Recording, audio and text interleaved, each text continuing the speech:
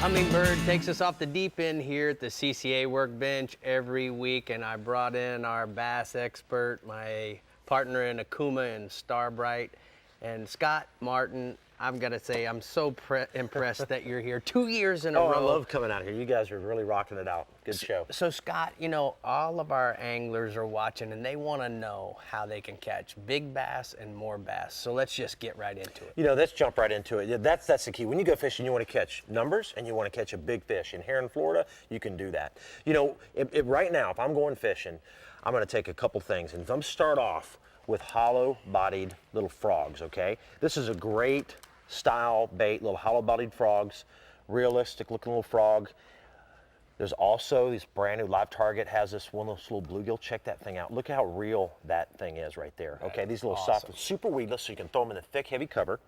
And you're gonna fish that on heavy line, you know, braided line. You're gonna wanna put that, like on this rod here, this is a heavy action Akuma rod. I like a high speed reel.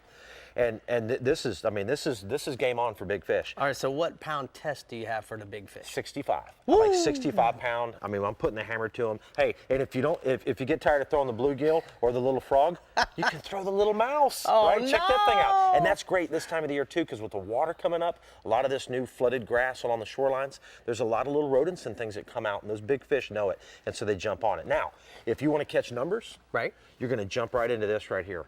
Check this out. Little spinning rod set up. And again, I like straight braid. Here in Florida, I fish straight braid a lot. And that's just a little soft-bodied jerkbait. I think that's a little bass assassin. It is? Yeah, and just on a regular offset hook, that's a 4 or 5 aught. You're gonna match your hook to the size of the bait, obviously. And as you've noticed, I saw you kind of playing with that. I got a little lightweight, little 3/32 on the front of that.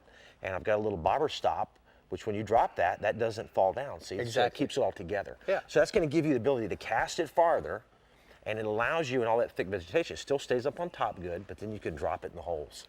Now I want to ask you, do guys still use scents? Absolutely. You know, scent, here in Florida, scent is important, especially coming into this time of the year. These fish are getting ready, and part of the next 30 days, these fish are gonna start looking to spawn a little bit. We get that first couple little cool snaps.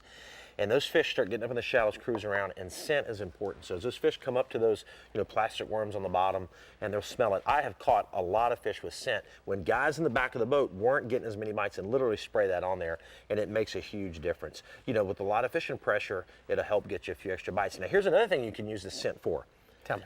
Flipping heavy cover, getting your bait to slither down through that grass a little bit better. Here in Florida, we fish a lot of cattails. Right. I want to make a real quiet presentation into those cattails, and I want it to be real quiet, and putting that scent on there gives it a little slick feel, so that bait's going to slither down through that grass, and you sneak up on them. You're going to catch it. You're going to catch big fish because you're sneaking up on them, and you're going to catch big fish because it smells good. So you're telling me the oils that are in the scent makes your approach a little bit more slippery? It does. It just allows that bait to slide down through those cattails. You know, you're pitching that bait back into those cattails where those big fish live, and you need all the help you can get to get that down there. So that way, if you put a little bit of that scent on there, that oily slickness, you can fish a little bit lighter weight, so you're not making as much commotion when you're flipping that heavy cover. All right, so in 30 seconds or so or less, how would you typically fish this?